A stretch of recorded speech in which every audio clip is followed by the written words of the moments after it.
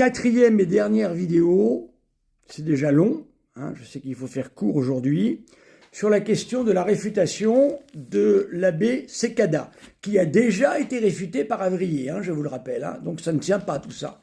Ne vous laissez pas avoir par l'aura verbale de Maître Abosi, qui est un avocat et qui sait emporter sa plaidoirie pour convaincre son public. Ne vous laissez pas prendre par Maître Abosi. Maître Abosi, je le mets derrière une table et je lui fais travailler, et je fais un petit test pour voir s'il est capable eh bien, de commenter Pierre Lombard. Je ne suis pas sûr qu'il sache le faire. Hein. Les sentences de Pierre Lombard. Alors maintenant, je vais encore plus vous surprendre parce que nos amis sédévacantistes ont une simplification de l'histoire. L'histoire est simple. Pas du tout. L'histoire, surtout ecclésiastique, est tout sauf simple. Car vous allez me réfuter, nous avons vu qu'en fait, eh bien, selon cette école tenue par saint Thomas d'Aquin, l'épiscopat, eh bien, n'est pas un ordre à part, mais c'est le même sacrement que l'on reçoit déjà dans le sacrement de l'ordre. Simplement, c'est un déploiement de celui-ci qui a lieu. Il devient plénier. Donc cela rend beaucoup moins important les commentaires de l'abbé Cekada, rendant de son propre chef, hein, motu proprio, comme on dit, car ils se prennent pour des papes chez eux, voyez-vous. Ils sont comme les évangéliques, hein, c'est ça, grosso modo. Ils ont le pouvoir et l'autorité. Eh bien,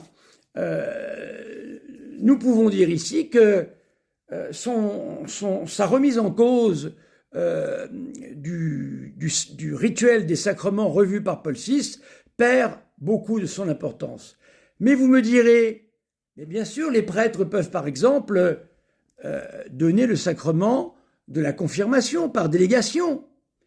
Ah, mais comment fait-on des prêtres? Ah, vous êtes bien coincés là. Que nenni, mes frères. Voyons voir l'histoire de l'Église. Le pape Boniface IX, vous qui aimez sédévacantistes, les vieux décrets, vous allez être servis.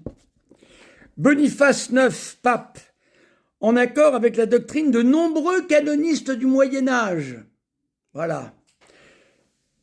Par exemple, on va en citer un qui est très connu, qui était Ugocio, qui est mort en 1210, a concédé par la bulle Sacré Religionis du 1er février 1400 à l'abbé du couvent de Saint-Osyth des chanoines réguliers de Saint-Augustin à Essex, diocèse de Londres, et à ses successeurs le privilège de conférer à ses sujets non seulement les ordres mineurs, mais aussi le sous-diaconat, le diaconat et la prêtrise, ce qui veut dire que même l'ordre est un sacrement que l'on peut déléguer.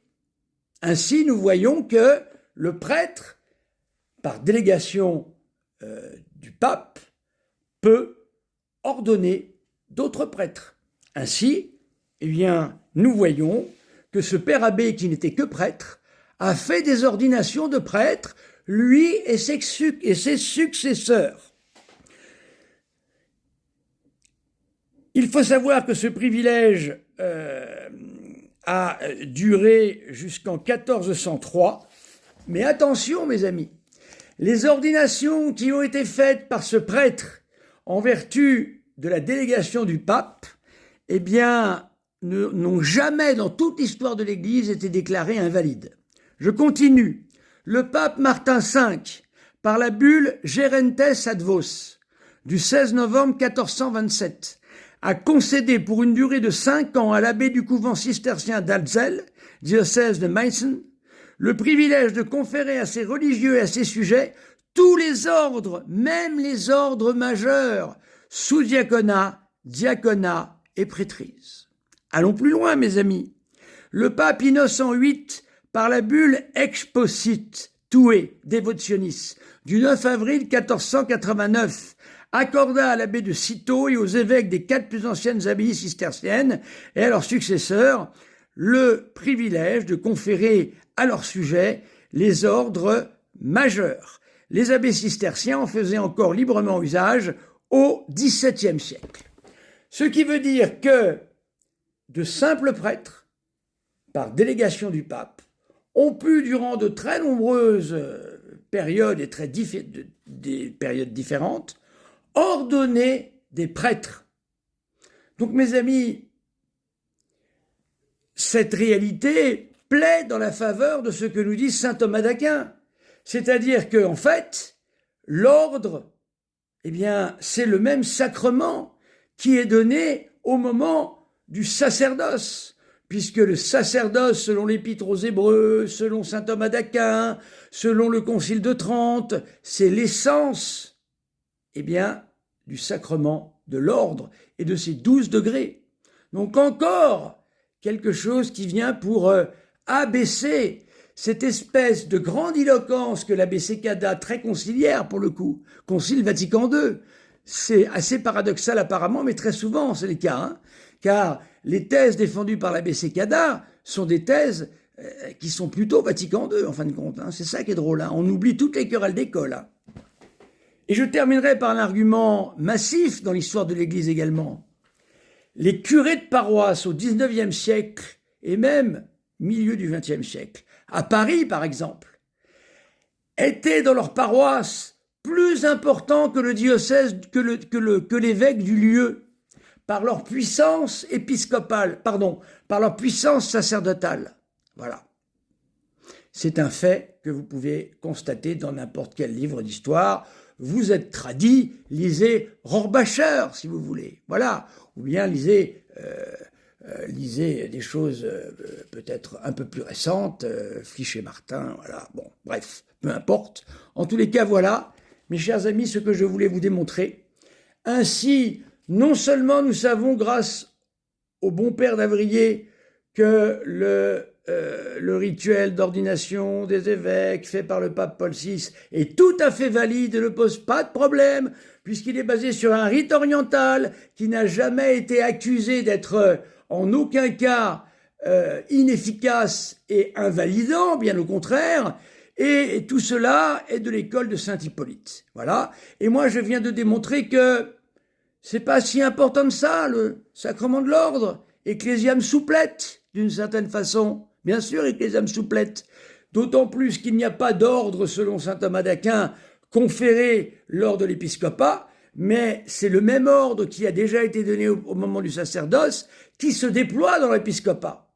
Alors, au lieu d'appeler, si cette théorie est vraie, et elle est vraie, quand vous appelez, quelle honte quand j'y pense, notre bon Benoît XVI, l'abbé Ratzinger, eh bien, voyez-vous, vous auriez dû lui donner le titre de Monseigneur et même de pape, car il le méritait amplement. Voilà.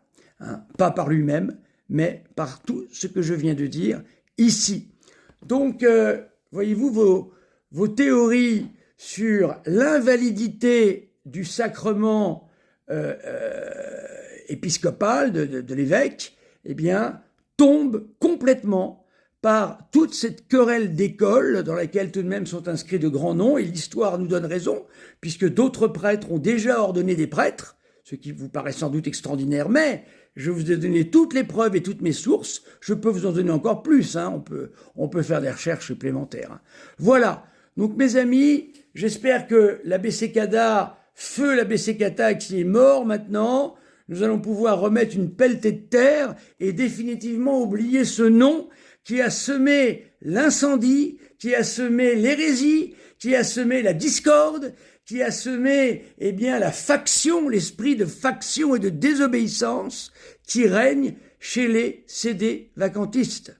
Souvenons-nous que, en ce moment même, le prétendu carme Jacques de Saint-Joseph est en train, religieux, seul de son ordre, je ne sais pas comment il vit la vie religieuse, est en train de s'occuper, vous savez de quoi? Non pas de sauver les âmes, non, de préparer le prochain conclave, parce qu'ils veulent un pape, tous ces cédés-vacantistes.